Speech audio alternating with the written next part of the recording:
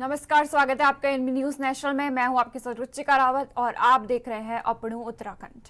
भारत पाकिस्तान सीमा पर बने तनावपूर्ण हालात को देखते हुए उत्तराखंड सहित देश भर में अलर्ट जारी कर दिया गया है। राज्य सरकारें पूरी सतर्कता के साथ स्थिति पर नजर बनाए हुए। वहीं उत्तराखंड सरकार ने भी आपदा प्रबंधन और सुरक्षा व्यवस्था को लेकर सख्त कदम उठाए हैं। शासन ने देहरादून स्थित राज्य आपदा प्रबंधन प्राधिकरण एसडीएमए में 24 घंटे की निगरानी की व्यवस्था लागू कर दी। वहीं इसके लिए अपर सचिवों और वरिष्ठ अधिकारियों की 8-8 घंटे की शिफ्टों में ड्यूटी लगाई गई है। कुल 32 अपर सचिवों की 18 मई तक जिम्मेदारी सौंपी गई है और इसका चार्ट भी जारी कर दिया गया।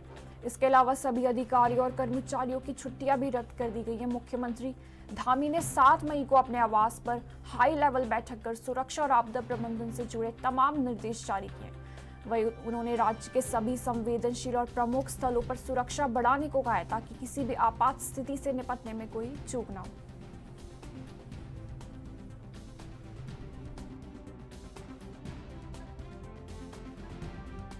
वही उत्तराखंड में 4 धाम की यात्रा चल रही है। 30 अप्रैल से शुरू हुई यात्रा में अब तक लाखों लोग चारों धामों के दर्शन कर चुके हैं। सभी धामों में यात्रा सुगम तरीके से चल रही। वही उत्तराखंड सरकार में राज्य मंत्री मधु भट्ट ने कहा कि प्रदेश में सुगम तरीके से 4 धाम यात्रा चल रही है। अब तक 25 लाख से ज्यादा लोगों ने पंजीकरण कराया। वही राज्य सरकार की तरह से सभी सुविधा यात्रियों को दी जा रही है। सभी को दर्शन कराने के लिए सरकार की अच्छी व्यवस्था है। केंद्र सरकार की तरफ से भी यात्रा सुगम बनाने के लिए हर संभव प्रयास किए जा रहे हैं।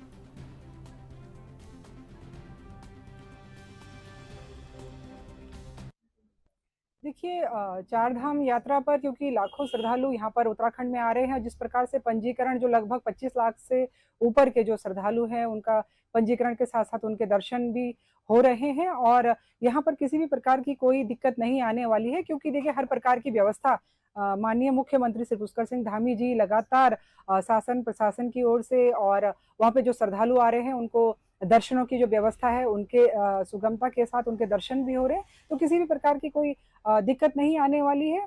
और बाकी जो है केंद्रीय जो हमारी जो सरकार है वो भी इस पर जो माननीय जो हमारे अमित शाह जी हैं वो लगातार इस पर निगरानी बनाए हुए हैं और किसी भी प्रकार के कोई भी दिक्कत नहीं होने वाली। वही ऑपरेशन सिंदूर के बाद पाकिस्तान ने भी आक्रामक रुख बना लिया है।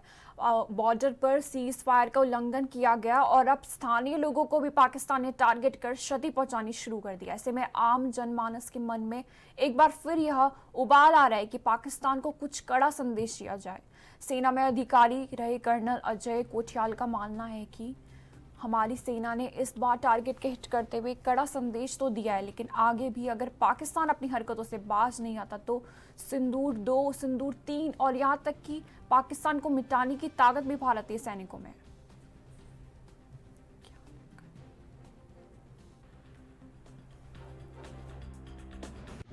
के लिए वहाँ निशाना बनाया।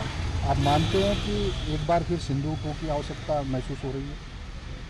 ज़रूरत पड़ेगी तो सिंदूर 2 की भी होगी, 3 की भी होगी। ये तो हमने एक नैरेटिव तो बना ही दिया है ना कि जैसे जैसे पाकिस्तान अगर हमारे नेशनल हमारी जो प्राइड है उसको अगर टच करने की कोशिश करेगा, हमारे जो नेशनल बाउंड्रीज़ हैं, हमारे जो जनता है, नेशनल जनता है, उनको जहाँ पे पाकिस्तान या पाकिस्तान स्पॉन्सर्ड टेररिज्म किसी भी प्रकार से अगर कोशिश करेगा तो उसका जवाब तो दिया जाएगा। बालाकोट एक छोटा था शुरू में, लेकिन नहीं माना तो इस बार तो प्योर मैसेज जा रखा है कि हम पिन पॉइंट खाली पीओके में ही नहीं, पीओके जेएंडके में ही नहीं, लेकिन जो हिंटरलैंड के बाकी जगह उन जगह भी करेंगे।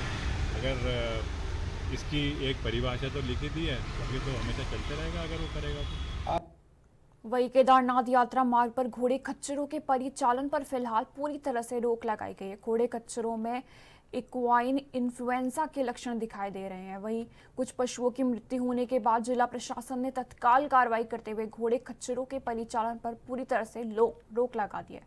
वही 18 चिकित्सकों की टीम के साथ साथ पंतनगर विश्वविद्यालय एवं राष्ट्रीय अश्व अनुसंधान संस्थान हिसार के विशेषज्ञ चिकित्सक लगातार सैंपलिंग लेकर परीक्षण कर रहे हैं। जिला प्रशासन ने 2 क्वारंटीन सेंटर चेतक 1, चेतक 2 भी बनाए। घोड़े खच्चरों के मालिकों से अपील की है कि वह अपने बीमार घोड़े खच्चरों को इन सेंटरों में रखें।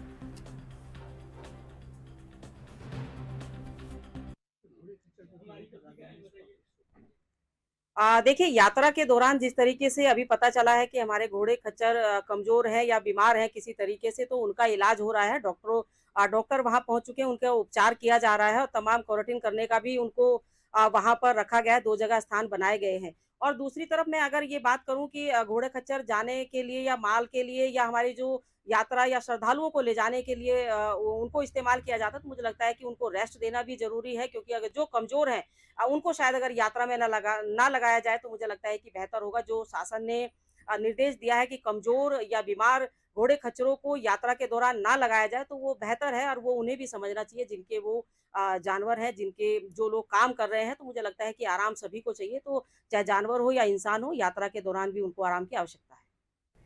वहीं उत्तराखंड सरकार द्वारा नगर निकायों के अध्यक्षों के वित्तीय अधिकारों में कटौती किए जाने पर प्रदेश में सियासत गर्मा गई। इस फैसले को लेकर कांग्रेस ने भाजपा सरकार पर जोरदार हमला बोला। कांग्रेस के प्रदेश अध्यक्ष करण माहरा ने मीडिया से बात करते हुए कहा कि निकाय चुनाव में भाजपा सिर्फ नगर निगमों में जीत पाई है, जबकि नगर पालिका और नगर पंचायतों में भाजपा को करारी हार का सामना करना पड़ा। उन्होंने कहा कि पहाड़ी इलाकों में अधिकतर कांग्रेस समर्थित प्रत्याशियों की जीत हुई और इसी डर से सरकार ने उनके वित्तीय अधिकारों पर रोक लगाई है।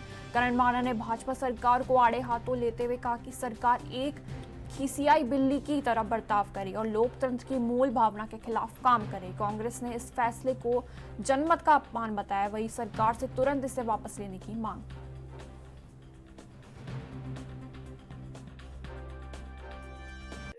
देखिए, इससे दुर्भाग्य क्या होगा जब बीजेपी चुनाव हार गई, निगमों को छोड़ के पूरी पालिकाओं में इनकी बुरी दशा हुई है, पर्वतीय क्षेत्र पूरा हार गए, मैक्सिमम कांग्रेस जीत गई और कांग्रेस के समर्थक जीत गए और बाकी निर्दलीय जीते हैं।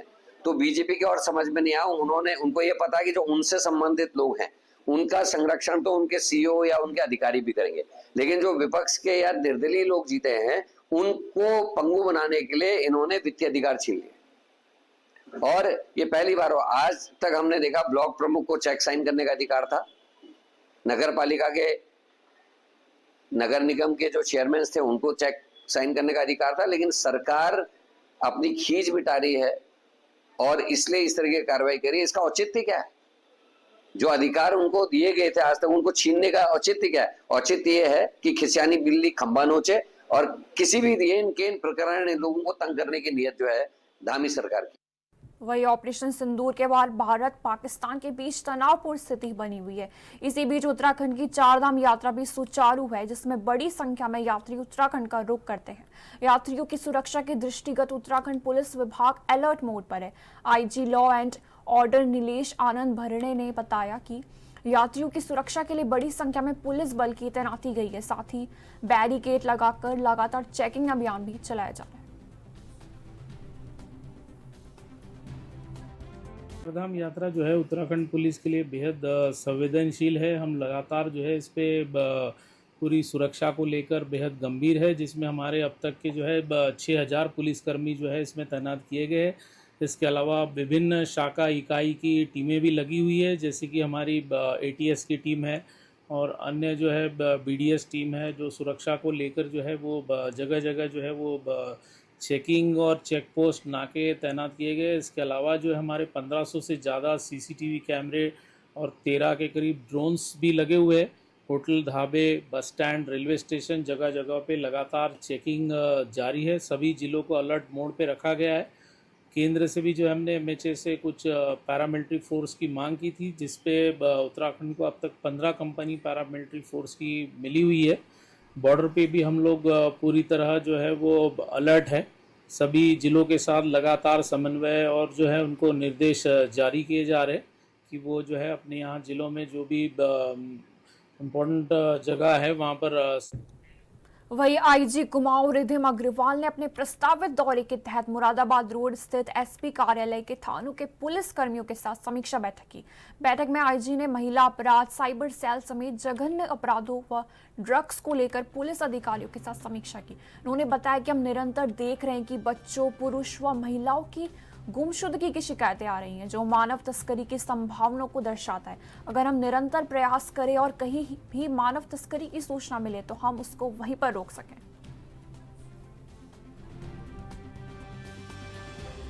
लगातार जो है गुमशुदगी की रिपोर्ट बढ़ती चली जा रही है, कहीं ना कहीं जो कि मानव तस्करी की ओर भी इशारा कर सकती है।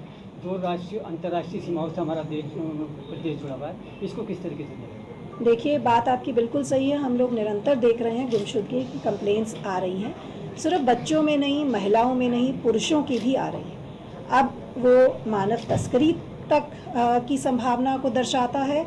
हमारा कोशिश ये है कि हमारी जो AHTO है वो निरंतर ऐसे प्रकरणों पर निगरानी रखे, मॉनिटरिंग करे, गुमशुदाओं की तलाश के लिए निरंतर प्रयासरत रहे, जिससे अगर कहीं पर भी मानव तस्करी का एंगल हो तो हम उसको वहीं पर रोक सकें। अभी तक फिलहाल ऐसे हमें ह्यूमन ट्रैफिकिंग से रिलेटेड कोई सूचना प्राप्त नहीं हुई है। मैडम, एक चीज़ देखिए, गृह मंत्रालय से जो हमें निर्देश प्राप्त हुए ऑपरेशन सिंदूर के क्रम में, उसमें यही था कि हम लोग पुलिस विजिबिलिटी को ज़्यादा से ज़्यादा बढ़ाएं, साथ ही साथ हमारे जितने वाइटल इंस्टॉलेशंस हैं उनकी सिक्योरिटी थ्रेट का एक असेसमेंट कर लिया जाए। अगर हमें वहाँ पर सिक्योरिटी बढ़ाई जाने की ज़रूरत है तो हम वहाँ पर सिक्योरिटी को बढ़ाएं। तो जनपद प्रभारियों को यही निर्देश दिए गए हैं, जितने हमारे इंस्टॉलेशंस वाइटल क्रिटिकल हैं वहाँ पर हमारे राजपत्रित अधिकारी जाकर सिक्योरिटी थ्रेट का असेसमेंट करेंगे, सिक्योरिटी बढ़ाई जाएगी। साथ ही साथ बॉर्डर एरियाज़ में हम लोग विभिन्न एजेंसीज़ के साथ, जैसे SSB है, उनके साथ निरंतर पेट्रोलिंग कर रहे हैं ताकि किसी भी प्रकार से बॉर्डर से कोई इन्फिल्ट्रेशन ना हो। साथ ही साथ निरंतर जो हमें मॉक ड्रिल्स किए जाने की आवश्यकता है उस पर फोकस दिया जाएगा। अगर कोई इमरजेंसी आती है तो हमारे पुलिस, SDRF, NDRF, फायर, हमारे सिविल सोसाइटी जो NCC, NSS, scouts and guides हैं, इन सब का रिस्पांस कैसा रहता है। ऐसा नहीं हो कि कोई इमरजेंसी आ जाए और हम लोग रिस्पांस समय से ना कर सकें। उस रिस्पांस को चेक करने के लिए अब हम जनपदों में मॉक ड्रिल्स करेंगे। साथ ही साथ पब्लिक को ये अवेयर होना चाहिए कि इन मॉक ड्रिल्स के कारण कोई पैनिक ना हो। ये मॉक ड्रिल्स हैं तैयारी के लिए, ताकि हम गवर्नमेंट एजेंसीज सब अपना रिस्पांस अच्छे से कर सकें और साथ साथ पब्लिक भी जाने कि किस प्रकार से ऐसी इमरजेंसी में उनको रिस्पॉन्ड करना है। मैम, जिस तरीके से देवभूमि में चल रहा है, कितने पाकिस्तानी यहाँ से। वक्त हो गया छोटे से ब्रेक का, फौरन लौटेंगे।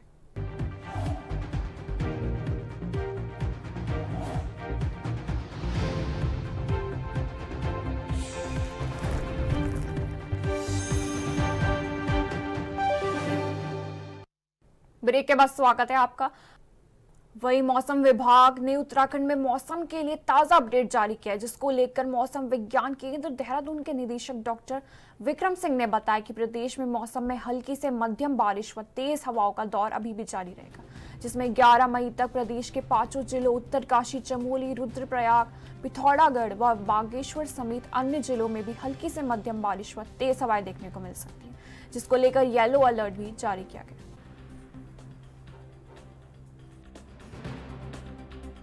और छुटपुट एक्टिविटी जो प्लान्स में भी वो रहेगी। तो अभी भी 3 दिन या 4 दिन में कहूँ तो जो हल्की से मध्यम थंडरस्टॉर्म एक्टिविटी है वो प्रदेश में मिलने वाली है, और उसको देखते हुए जो अंदर के डिस्ट्रिक्ट है उसमें जो है येलो वार्निंग अब हमने कर दिया है। हालांकि बहुत ज़्यादा एक्टिविटी नहीं दिख रही है, तो हल्की से मध्यम तक की रहेगी, परंतु फिर भी जो थंडरस्टॉर्म होता है आजकल वो उसमें आप देखते हैं कि कभी कभी ओलावृष्टि मिल जाना या फिर इसी तरह जो इंटेंस शावर जो है वो मिल जाता है। तो उस दौरान जब एक्टिविटी चल रही तो लोगों को चाहिए थोड़ा सेफ जगह पे रुकें, उस समय जो है मूवमेंट ना करें। तो ये चीज़ का ध्यान रखेंगे तो फिर आप किसी प्रॉब्लम से वो बच सकेंगे। साथ ही गाड़गदरों के आसपास भी खड़े ना हो सकता है कुछ दूरी में डिस्टेंस में जो है सीवियर एक्टिविटी कुछ हो रही हो थंडरस्टॉर्म की और एकदम फिर जल स्तर भी बढ़ता है। तो ये चीज़ का ध्यान रखना है, जो भी यात्री आ रहे हैं या टूरिस्ट आ रहे हैं तो गाड़गदरों के आसपास खड़े ना हो। और दूसरा जो है जब एक्टिविटी चल रही है उस समय थोड़ा सेफ जगह पे रुकें, उसके बाद आप आगे फिर बढ़ सकते हैं जैसे एक्टिविटी। वही पहलगाम हमले के बाद भारतीय सेना ने अदम्य साहस और वीरता का परिचय देते हुए पाकिस्तान स्थित आतंकवादी संगठनों और ठिकानों को नस्ताबुंद कर दिया है। इस उपलक्ष्य में कांग्रेस पार्टी भारतीय सेना के सम्मान में तिरंगा यात्रा निकाली। कार्यक्रम में भी पार्टी के वरिष्ठ नेताओं ने प्रतिभाग किया। कांग्रेस प्रदेश अध्यक्ष ने इस यात्रा का नेतृत्व किया। वहीं कांग्रेस के प्रदेश अध्यक्ष करण मारा ने कहा कि जिस तरह पाक प्रायोजित आतंकवादियों में कश्मीर के पहलगाम में निहत्थे पर्यटकों पर कायराना हमला किया, उन पर गोलियां बरसाते हुए उनकी हत्याएं की, इससे समूचे देश में पाकिस्तान के खिलाफ व्याप्त आक्रोश देखने को मिल रहा है। इसके बाद जिस तरह से देश के यशस्वी सेना ने पाकिस्तान स्थित आतंकवादी शिविरों को नेस्ताबुंद किया है, उससे पूरे देश में उत्साह का माहौल है। उन्होंने कहा कि भारतीय सेना हमेशा अपने पराक्रम की बदौलत देश की रक्षा करती है। इस बार भी भारत की सेना ने शौर्य का परिचय देते हुए आतंकवादियों को मुंह तोड़ जवाब दिया है। पूरा देश सेना की कार्रवाई से उत्साहित।